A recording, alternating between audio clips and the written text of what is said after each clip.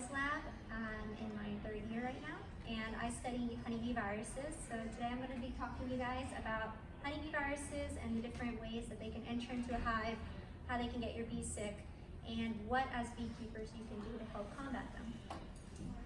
So please feel free to ask me a question. I'm going to try and keep on time, but I don't want you to go through this whole lecture not knowing a key concept if I don't cover it adequately, so feel free to ask me anything. So the four main factors that affect honeybees, I would say, include these groupings right here. So the first being pathogens, parasites, and pests, pesticides, climate and the environment, so abiotic factors, and then nutrition. I would say those are the four main groups of what affect our honeybees health-wise. Today I'm going to be focusing on this group particularly, especially since that pathogens such as viruses are very closely related with parasites like varroa. So I'll be talking about that pretty heavily. So different honeybee pathogens include fungal pathogens such as nosema. You have bacterial pathogens like your American and European foul broods, and then viruses. And then you also need to consider different stressors that impact whether you have high concentrations of these pathogens in your hive, such as you have low nutrition or you have poor climate for that year. Those can cause fungal pathogens to increase in a colony or bacterial. But today we're going to be talking about viruses because I'm biased and that's what I like. So all honeybee viruses, I would say probably 99% of them classify as these viruses here. They're Picornaviralis. They're single-stranded positive sense RNA viruses, so that's how they're classified as a whole. And basically how a virus infects an organism is it takes over a cell and makes that cell reproduce and make more viruses until finally the cell ruptures and all the viruses escape and then go and affect new cells. And over time, you can get an infection in an organism. So there's 24 honeybee viruses. That number keeps going up every single year with more sequencing and as more technology and people study this. So at least 24 right now. 6 most commonly detected ones are deformed wing virus. The most common one is by far that one. But then the other 5 are black queen cell virus, chronic bee paralysis virus, acute bee paralysis virus, Israeli acute paralysis virus, and Kashmir bee virus. So these are your the ones that get the most press, the ones that are most commonly detected in a hive. But like I said, by far deformed wing virus is the most prevalent. So there's this cool feature, if you guys are if you know about Bee Informed Partnership, you can go online and they have this really cool survey that they do every year, and you can basically select a state and pick a virus, and it'll tell you how prevalent that virus was in 8 areas that they sampled in that year. It's just kind of a cool thing. So for instance, this is 2017's data on Texas. So they sampled only about 15 hives because you need beekeepers to participate, and every year they get more and more beekeepers. But if you guys are interested, they always ask for people to participate. But they sampled 15 different hives in January, March, April, May, and June, and they found that DWV was present in 73% of those hives that they sampled from. And you can see here 100% is dark orange of ones they sample, so it's a pretty widespread pathogen here in the United States and actually globally. Do the white ones mean that no sampling was done, or that yes, they have so white means that they didn't get any data from those states just because they couldn't get participation. Okay. So there's I gave a talk. Not that there's not any.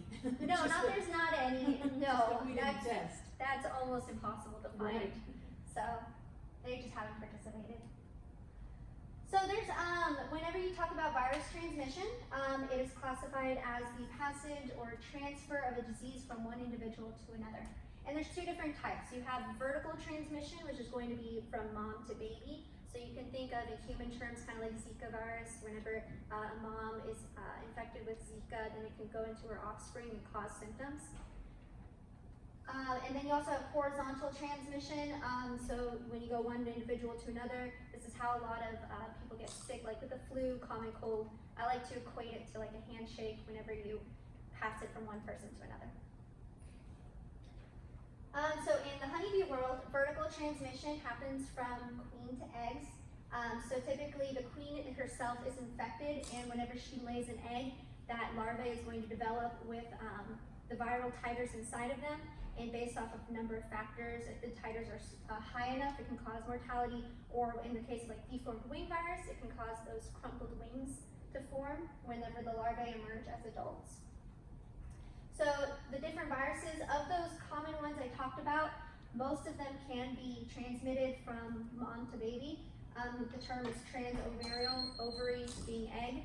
So deformed wing virus, black queen cell virus, Israeli key paralysis virus, cashmere bee virus, and chronic bee paralysis virus are all ways that the colony can be infected from mom to baby.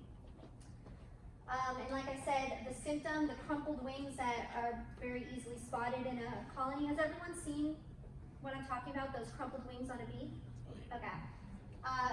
The titers or the concentration of the virus have to be pretty high for the larvae to develop those. So whenever you do see a lot of bees with those crumpled wings, it means you have a very high concentration of DWV in a colony. Another type of vertical transmission is actually the queen can become infected from her partners. So bees can get STDs.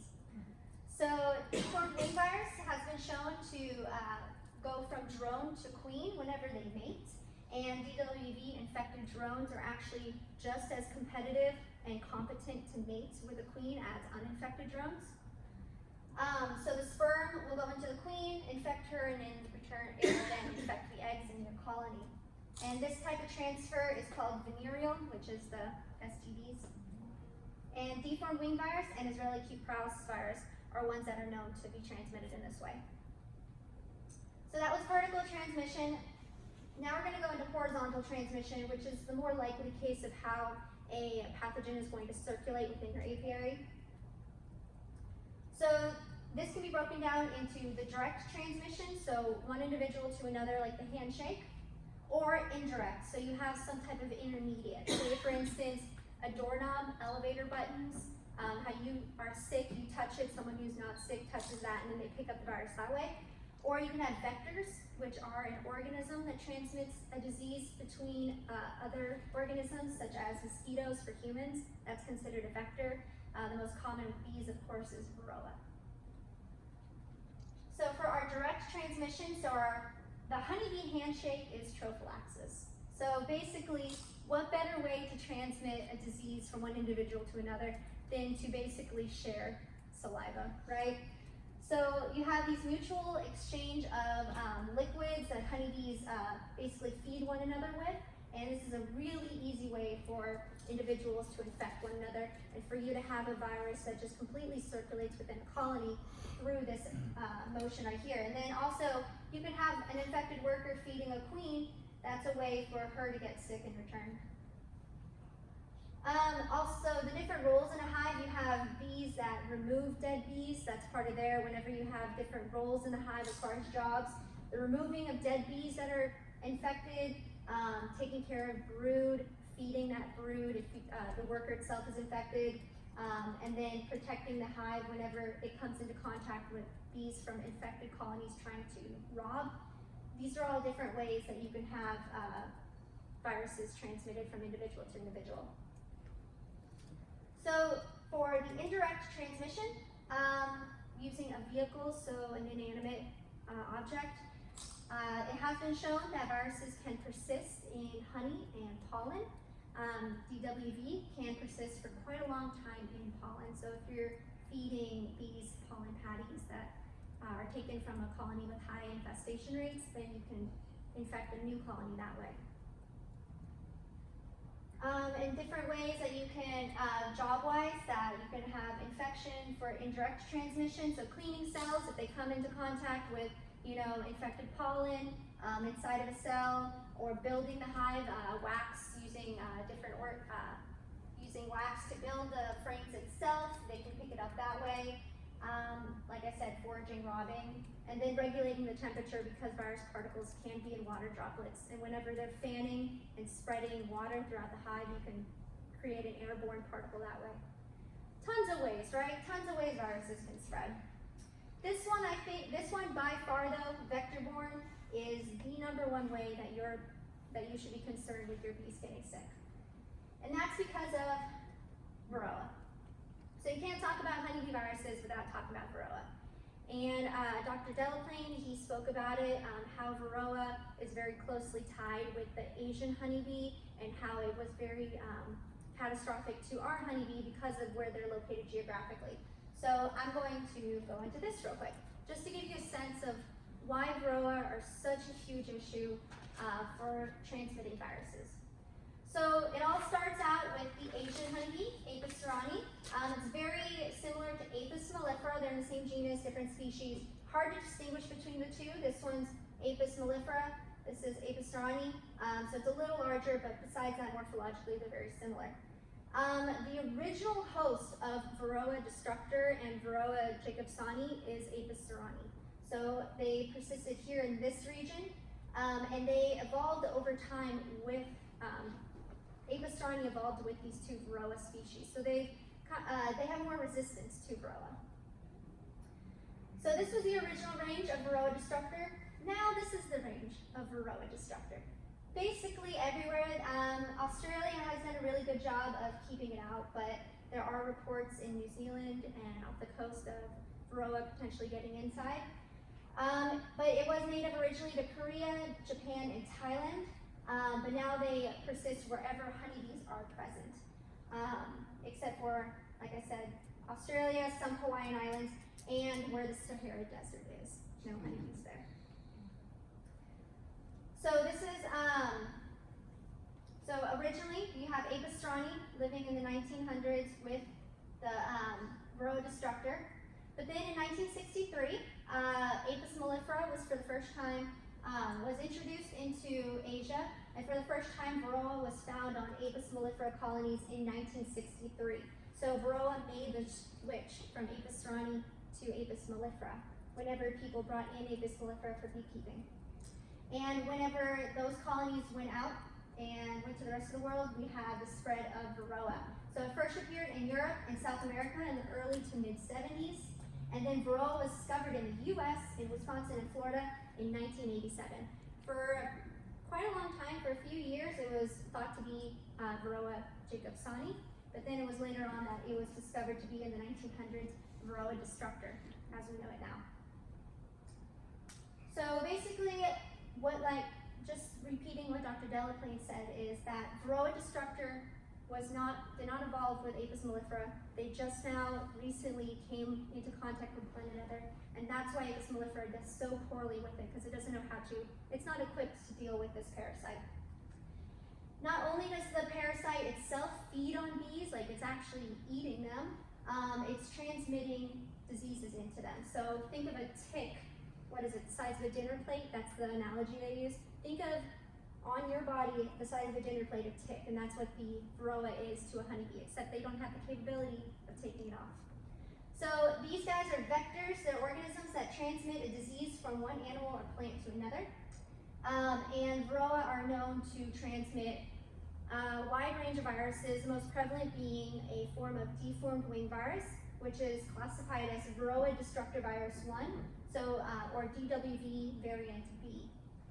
And this has been shown to be the virus that's present the most commonly in colonies with very high Varroa mite loads, and has been linked to colony collapse when you have Varroa. You usually have this virus in high levels along with it. So here is, can you guys in the back see this okay? Yes. Yeah, okay. So this is what a virus, this is what a colony growth circle looks like when you have no Varroa present. So you have your bees in the springtime, they're collecting resources, they have high nutrition, and that results in high immunity, healthy bees, healthy nutrition, healthy bees.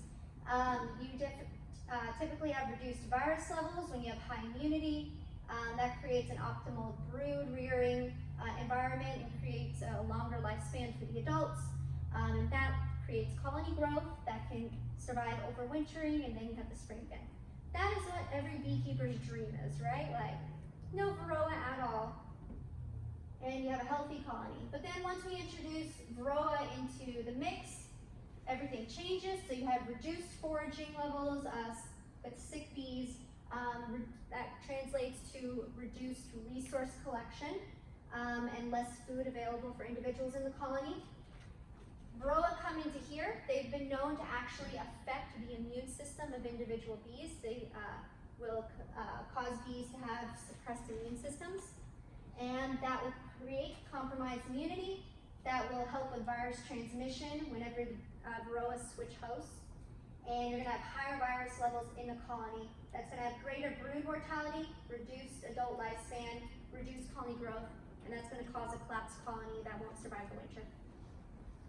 So usually, I think it's been kind of drilled into all beekeepers, like Varroa is what you really wanna look for whenever you have a sick colony, or you wanna, if your colony's not doing well, that's what you check for. There are other known vectors of viruses though. So viruses can actually hitch a ride with fungi. There's two types that are known to transmit honeybee viruses. One of them is shock brood, and it's been known to transmit DWV, black queen cell virus, and Israeli acute paralysis virus, and also Nosema apis.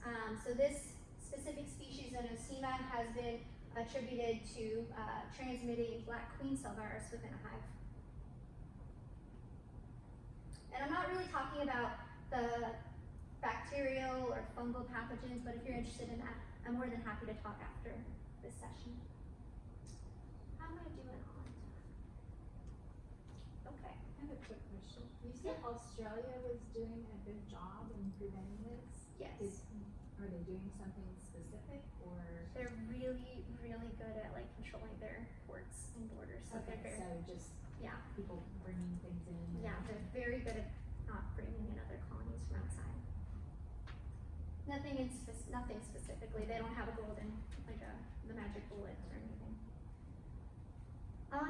Okay. The last way that these viruses can come into a hive is through a reservoir. Not necessarily a vector, which is like a mosquito is feeding on one organism and feeding on another and acting as a needle that transmits it. This is more an area where the virus can persist for any period of time and then somehow find its way to a honeybee colony.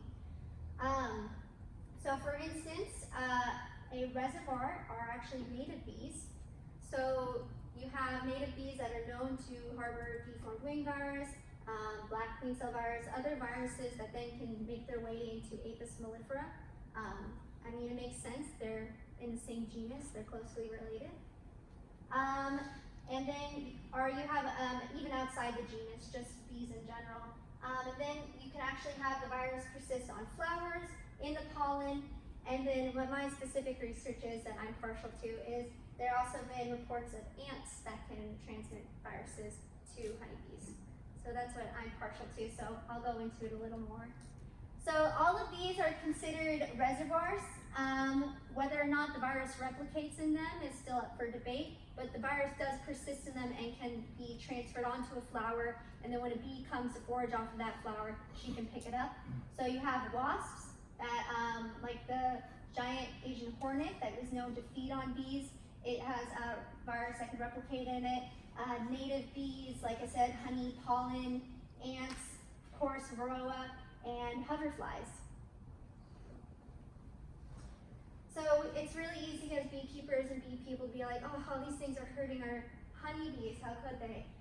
But we have to keep in mind that honeybees were introduced into most of the world. They're native to the old world. So here in the new world, they're considered an invasive species technically.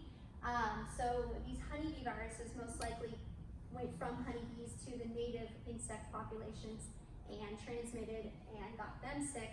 So instead of calling them honeybee viruses, it's more likely that we're going to be just calling them insect viruses, especially in the next few years with how much research is going into this. So I'm going to be talking just a little more about ants, because that's what I like. Please bear with me if you don't care. But here's some complaints about ants in honeybee hives that I've gotten or I've seen online from beekeepers. People that are fed up with ants in their sugar feeders, people that have fire ants that just crawl into their colonies and eat the brood, tawny crazy ants that have been known to completely overwhelm a colony and cause them to abscond. So all these different reports by beekeepers.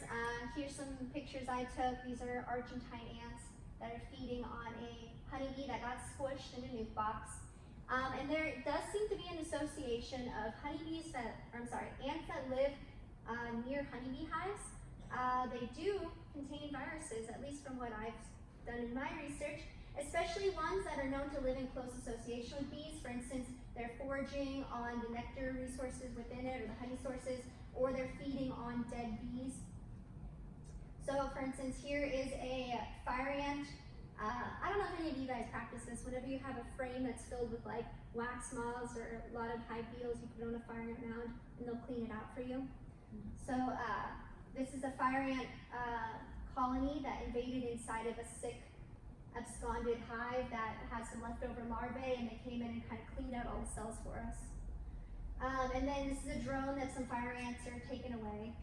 And these are chromatogaster ants, so acrobat ants, these guys right here, and they're actually living inside of an observation colony. So I have these ants, like, they'll have entire nests just living inside of the outer and inner cover of hives.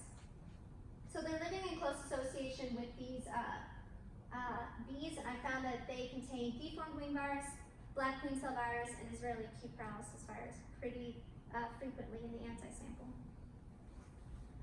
So it kind of seems hopeless with all the different ways I talked about. Yes?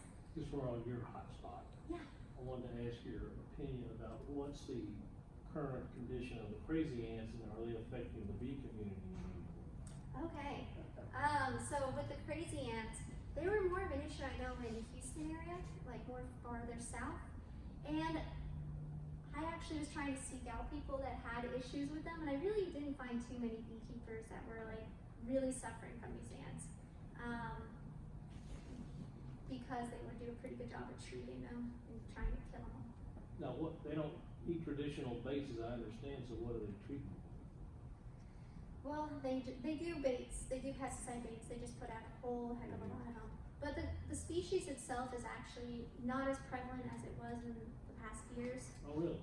Just because they're finding that it's, when there's fire ants present especially, they do compete, but the native populations are kind of like evening out the honey crazy ants. It's just when they first arrived that they were a really big issue. It's hard to find anything at first, so I was trying to find, there's actually quite a few researchers at Texas A&M who are interested in honey crazy ants, and you'd be surprised, they're like, I can't find a field site with them present. And it's like, aren't they supposed to be a huge problem though? But right now it's hard to find them in this area. If you go farther south, past Houston, they're more of an issue. There was a beekeeper friend of mine down in Sugar Land that had a small apiary, about 25, and he had them, and he said how he attracted them was with a hot dog. Yeah, He said, you throw a hot dog out, and he said, here they come. yeah, that's how we do the research too. We have a test tube and you put a piece of hot dog in it, and then when enough get in there, you close the cap and I get the tube of ants. So, very, very scientific, right? But it's a cheap bait, so. Okay, so it seems kind of hopeless with with all the vertical, horizontal transfer, vectors, reservoirs, all of that. But not all hope is lost. Bees themselves are pretty good at fighting viral infection, but good beekeeping practices do help, and I'll go into a few of them. And then there is new research that's coming out from Dr. Groh-Anton's lab that's looking at vaccines for honeybees. And then mycelium extracts, which are mushroom extracts, are thought to potentially be antiviral.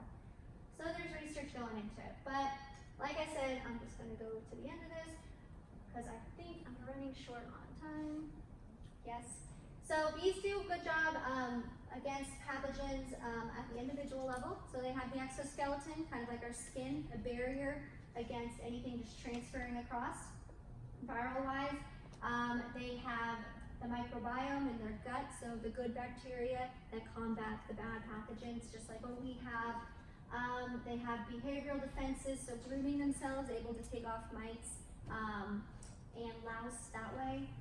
And then, of course, they have the same type of defenses we have: cellular, humoral immune responses, RNAi, all those mechanisms to fight viruses.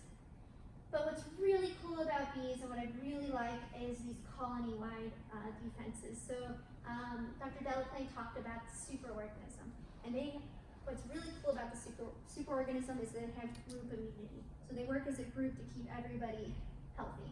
So they have social immunity, where they groom each other. You have bees whose entire job is to take out the dead bees so that there's less infection of a dead body there as a source. So they take out the dead bees to help keep the rest of them healthy. Even have what it's been shown that bees that have really high titers of DWB will actually become foragers earlier in life than they normally should. And potentially that's thought to maybe be a self-sacrifice. Get yourself out of the hive, get yourself away from the brood. There's also hygienic behavior, which people will breed for. So you'll have bees that are more hygienic, more likely to groom one another, and potentially take off Varroa, but it doesn't work that well. You have behavioral fever, so the bees will raise the temperature of the hive, just like when you get sick and your body's temperature goes up to try and kill the pathogens through heat. The whole bee colony can actually raise the temperature of a hive as if it's sick to try and kill a pathogen. And you can actually see this whenever they'll also do this behavior where they'll ball a predator, like a wasp, that's coming to eat their nestmates. They can ball that wasp, and by vibrating, raise the temperature and cook the wasp alive. So it's this group behavior of protecting the colony. They can modify the nest. So there's the use of resins, which is propolis, to seal up the hive, keep it more airtight, resistance to pathogens, and it's been known to have antimicrobial properties within the propolis. So just creating a more safe environment in their house.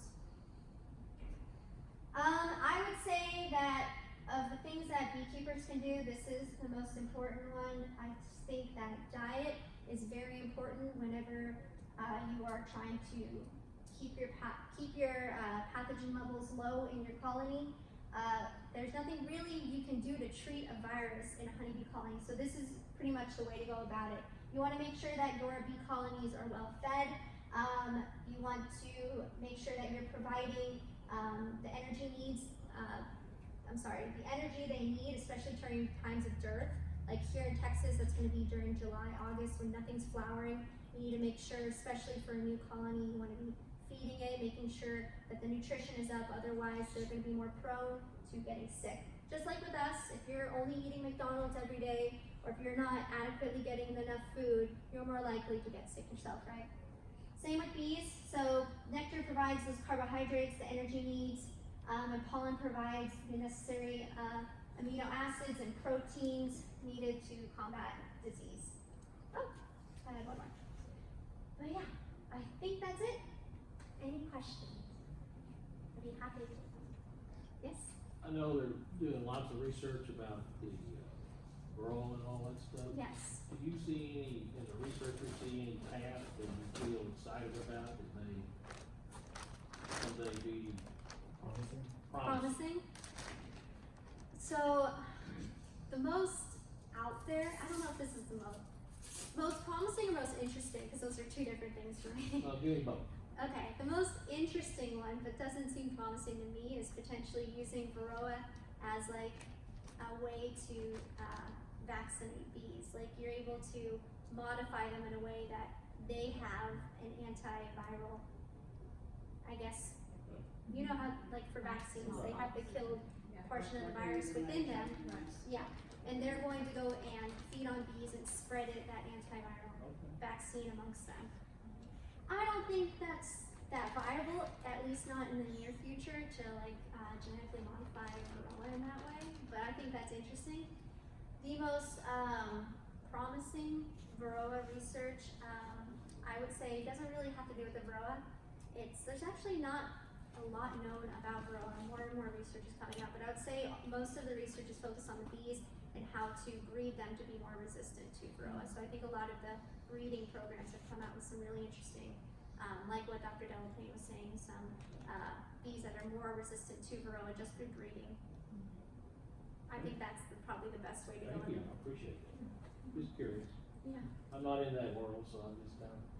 Yeah, Varroa's tricky. I mean, that's why it's still such an issue even after all these years, right?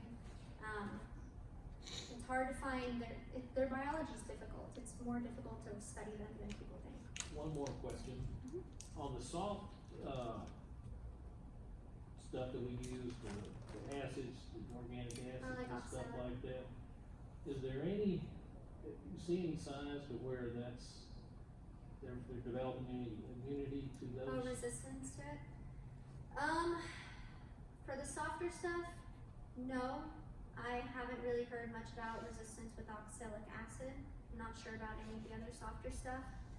That's why Formic acid and oxalic, those two. I think those are good options right now just because there's a resistance, but of course that can change within a year, right? Right, I got you, I was just Yeah. curious.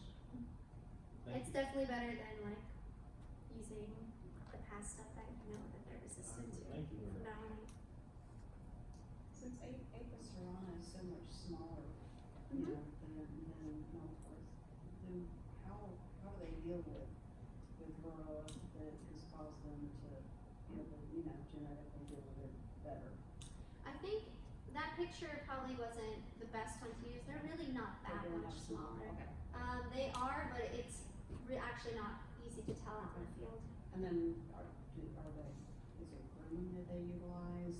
I know that they've kind of worked they've kind of come to some sort of tolerance together Mm-hmm. that the varroa doesn't They're just outbreed more- them. They're more aggressive to it. So perhaps you see them like they'll see a small hive beetle and some bees don't even care. They just walk over it. And other times you'll have bees that will go after it. Mhm. It's just literally recognizing it as a threat. So Apis cerana is more aware and more aggressive towards them as a parasite. Yes. So, I've been thinking a lot about this horizontal transmission because if an organism, the thing with varroa mites, if it collapses a colony, the quicker it collapses a colony, the better it's able to spread to surrounding colonies in a horizontal way, which means it's selecting for the most virulent form of the viral cocktail, Mm-hmm. right? Yeah. So it gets worse and worse after each generation. Right. So there's definitely a bottleneck of that. And since the mite can be produced in half the time as the bee, Mm-hmm. is it reasonable to assume that the bee's ever going to be able to catch up? It seems like as long as beekeepers allow their colonies to collapse, we're never going to be able to come to the genetic bee alternative to be able to handle the varroa mite population and the resulting viral cocktail. Yeah, and that is a really big issue. Like I said, that's why we're still struggling with it so much right now. I think that we will be able to eventually, maybe I'm being optimistic, but with how much research and people interested in it as it is, I feel like there's going to be some breakthrough, someone who figures out like this is the way to treat varroa that will work and they won't be resistant to it after a while. As far as the bottlenecking of the viruses, a lot of the speciation of deformed wing virus has been a result of varroa, just because it will develop within the varroa and they'll create this new strain. And that's tricky to address, and I don't really have a good answer for that, honestly. That was a really good presentation. Thank you. I can talk to you after. Do you think it's more important to breed for hygienic behavior or resistance to varroa, or to breed for a bee's colony's ability to tolerate the viruses and diseases? What should the current breeding programs be focused on?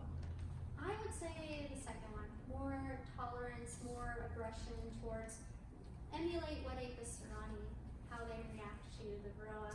I think hygienic behavior, I mean, it's a byproduct. Like they're grooming each other more, but that doesn't necessarily mean they're recognizing the varroa as like something to be groomed off of the other bees. That's why it hasn't been too successful in reducing mite loads in colonies where they have high hygienic to the point where it's not a problem. So like the Minnesota species, the Minnesota bees that are going in and sniffing out I'm a Midwestern. Oh, okay. You're not seeing when you study those types of hygienic behaviors? Or? It's better. I mean, it's definitely better than less hygienic bees, but I don't think it's a long-term solution. I think, yeah, they're better than the stocks that don't have hygienic, but I don't think it's going to be one that solves the It's not varroa a- issue. Okay. But it's, again, a step in the right direction. Well, thank you so much. Thank you.